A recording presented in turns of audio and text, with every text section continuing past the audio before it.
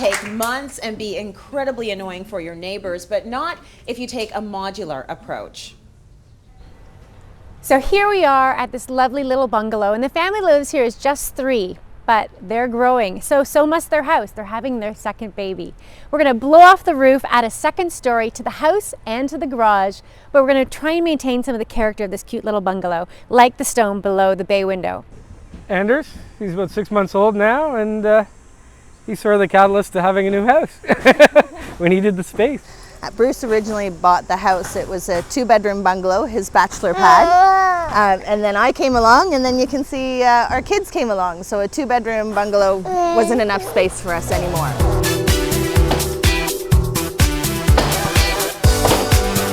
This family decided to go with a modular home addition. The great thing about this, the walls and the roof trusses are all built off-site.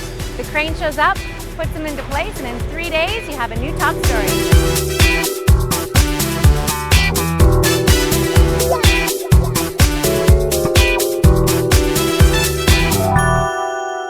Options, they could have actually maintained the brick on the lower half of the house and done the stucco and Tudor style above. But because they didn't really love the color of their brick, they're stuccoing the entire house. We drove around the neighborhood looking for inspiration, and I found about 4 or 5 different houses in the neighborhood that had the cream colored stucco, which suits me perfectly because I'm Swedish, and this is pretty much what houses in Sweden look like. I work from home quite a lot, and I've been sitting at the dining room table on one of Bruce's grandmother's old dining chairs for the last 6.5 years, and that is my home office. And there's a couple of really special things about that room. One, it's been dubbed the white room. Everything in the room is going to be white. I've told the contractor I want a retina scan to get into the room, so nobody but I can go in there. But one of the amazing features is we actually built the master ensuite at the back half of the garage, and the garage was lower than the rest of the house, so we raised that up. So that fantastic room actually has 12-foot soaring ceilings. So even though it's quite a small room, it feels really spacious. That's just incredible. It is. Okay, so here's what I want to know. If you decide to do that modular approach, is it going to cost you more than building on site? No, not necessarily. No. I mean, it's great because, as we said in the tape, all of this is done off-site, so you get to live in the house. So if you think about it, often when we top up a house, people are moving out for 8 months, a year, so you're renting somewhere. So you get to stay in your house, and in 3 days, it's done. The only issue is, and we do this a lot, is when we top up a house or do a major renovation, people think, oh, it's just the cost of adding the second story. But what happens is you start putting new doors and new hardware and new flooring in the addition, and then you think, oh, geez, I don't really like the floor on the main floor anymore, and I don't like the doors on the main floor anymore. Right. So there's a bit of a spillover effect. So we end up actually often renovating a lot of the main floor too. But that would happen regardless of Yeah. which way you put on the second story, right? Yeah. And that happens anytime you renovate any room. It does. You do one room and you're like, oh, well, my living room is just not measuring up to the kitchen. I got to do the living room too, right? Exactly. Now, does it matter what materials you use for the house if you were using the modular approach? Well, obviously, if we use stone, it's going to be more money. Brick can be more money. Stucco is a great option because it actually is insulating. Yeah. So these old bungalows weren't insulated.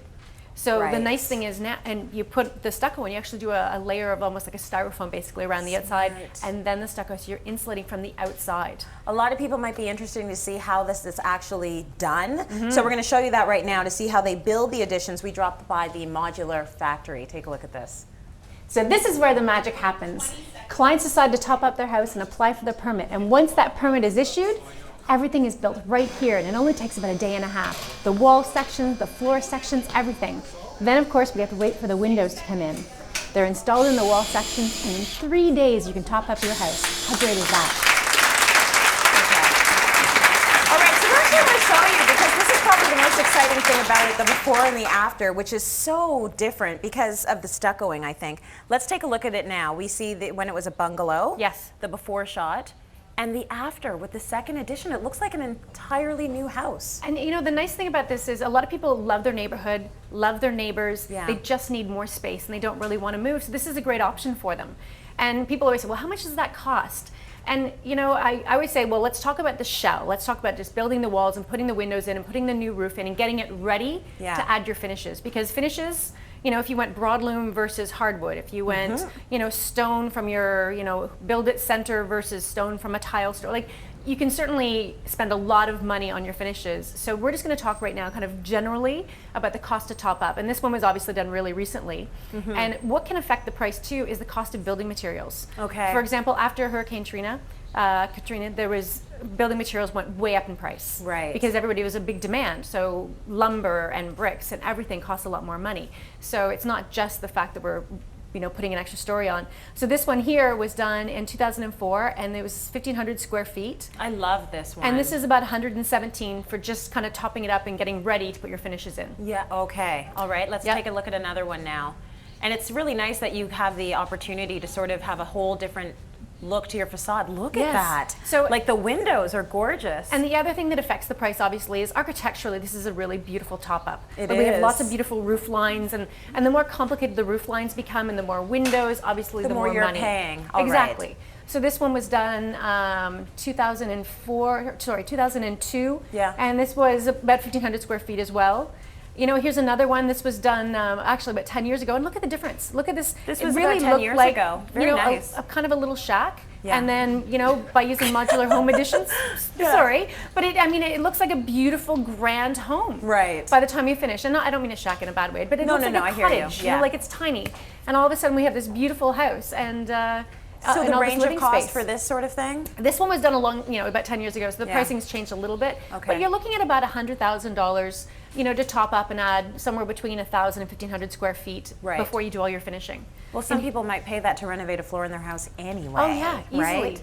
And so this is another nice This- one. And they've gone with sort of a different top and bottom. Is it brick at the bottom, stucco on the top? So what they did here was they saved the brick on the bottom, which obviously can save a lot of money, and then they did stucco on the addition. This is about 900 square feet, and this one was done about 2002, so this was 67,000. So Okay. obviously it's probably a little bit more money now, Yeah. but a fairly simple, addition. They didn't do a lot of, in terms of the roof line, they kept it pretty simple. They just stuccoed the top portion of the house. They maintained a lot of the structure of the main floor.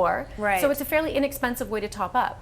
So, and you get to live in the house and then just... I think that is probably the most important thing. And a lot of people would look at this and say there is no way. We just have to find a different house. But anyone who lives in any city in Canada knows the housing markets are crazy. Yes. So it's really nice if you can just add to the house that you're already in.